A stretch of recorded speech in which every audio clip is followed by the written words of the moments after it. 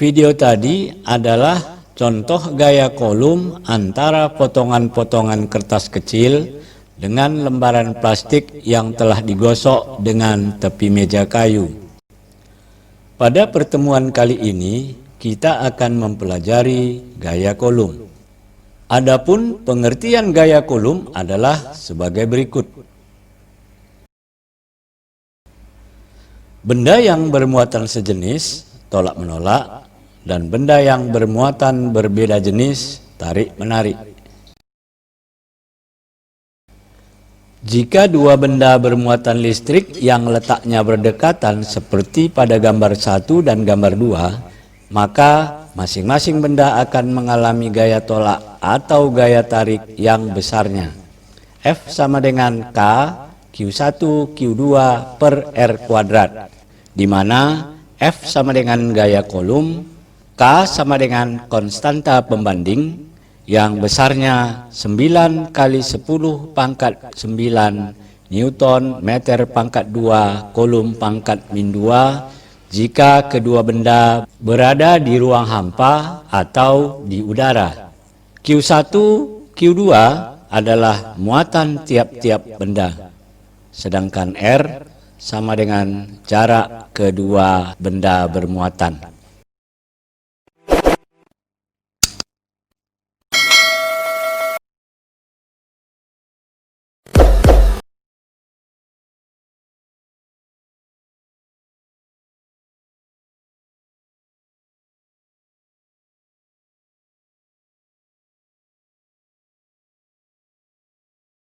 Perhatikan ketiga muatan QA, QB, dan QC yang terletak segaris lurus berikut ini.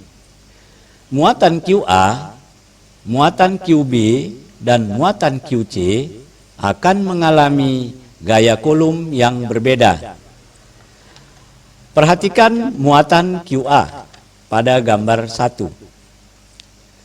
Muatan QA akan ditolak oleh QB karena sejenis, sehingga menghasilkan gaya tolak FAB ke kiri. Dan muatan QA juga akan ditarik oleh QC karena berbeda jenis, sehingga menghasilkan gaya FAC ke kanan. Hasil penjumlahan atau resultan vektor FAB dan FAC inilah merupakan gaya yang dialami oleh muatan QA. Jika FAB sama dengan FAC, maka resultan gaya pada muatan QA sama dengan 0. Hal yang sama pada gambar 2, QB akan ditolak oleh QA, sehingga menghasilkan FAB dan ditarik QC sehingga menghasilkan FBC yang juga ke kanan. Sehingga gaya yang dialami oleh muatan QB sama dengan FAB tambah FBC karena kedua gaya searah. Seperti pada QB, resultan gaya yang dialami oleh QC sama dengan FBC tambah FAC.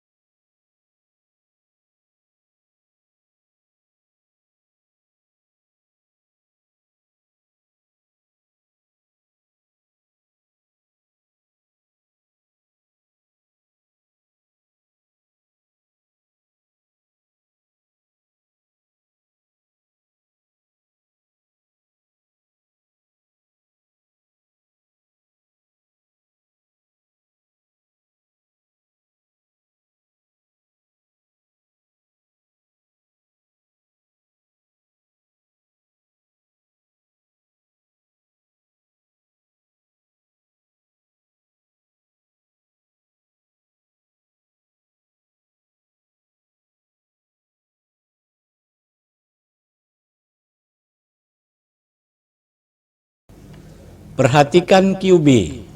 Agar resultan gaya yang dialaminya 0, maka FAB harus sama dengan FBC. Oleh karena muatan QA lebih kecil dari muatan QC, maka muatan QB harus diletakkan lebih dekat ke QA. Kita misalkan jarak QA dan QB sama dengan X.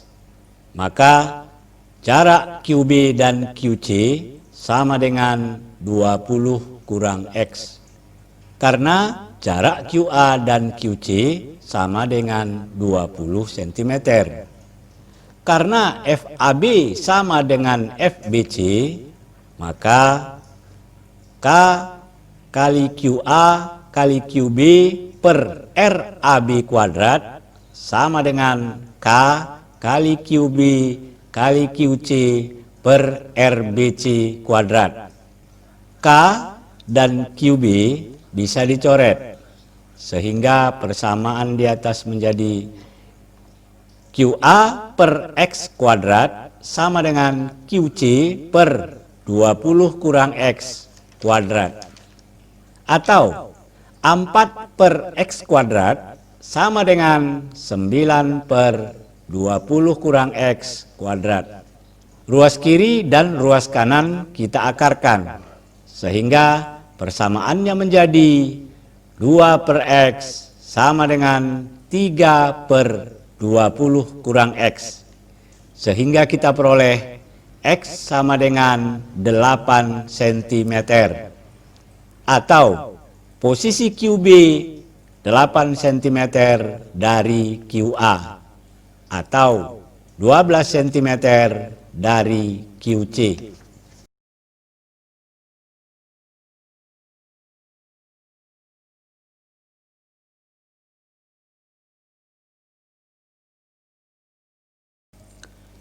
Perhatikan ketiga muatan QA, QB, dan QC. Muatan QA ditolak muatan QC karena sejenis dan menghasilkan gaya FAC. Muatan QA juga ditarik muatan QB karena berbeda jenis dan menghasilkan gaya FAB. Gaya yang dialami muatan QA merupakan resultan vektor FAC dan FAB, yaitu vektor R, di mana R sama dengan akar FAB kuadrat tambah FAC kuadrat tambah 2 FAB FAC cos alfa, di mana alfa adalah sudut apit FAB dan FAC yang besarnya sama dengan 180 derajat kurang 60 derajat, sama dengan 120 derajat. FAB kita hitung dengan rumus FAB sama dengan K kali QA kali QB per RAB kuadrat, di mana RAB merupakan jarak antara titik A dan titik B, yang juga merupakan sisi segitiga, sama dengan 10 cm atau 0,1 meter. Dan diperoleh nilai FAB sama dengan 9 Newton. FAC kita hitung dengan rumus FAC sama dengan K kali QA kali QC per RAC kuadrat, di mana RAC sama dengan jarak antara muatan A dan muatan C, yang besarnya sama dengan 10 cm sama dengan 0,1 meter. Dan diperoleh nilai FAC sama dengan 90 Newton. Nilai FAB sama dengan 9 Newton, FAC sama dengan 90 Newton, dan alfa sama dengan 120 derajat kita masukkan pada rumus. dan diperoleh nilai R sama dengan 9 akar 91 atau 85,85 Newton. Jadi, besar gaya yang dialami oleh muatan QA adalah 9 akar 91 Newton atau 85,85 Newton.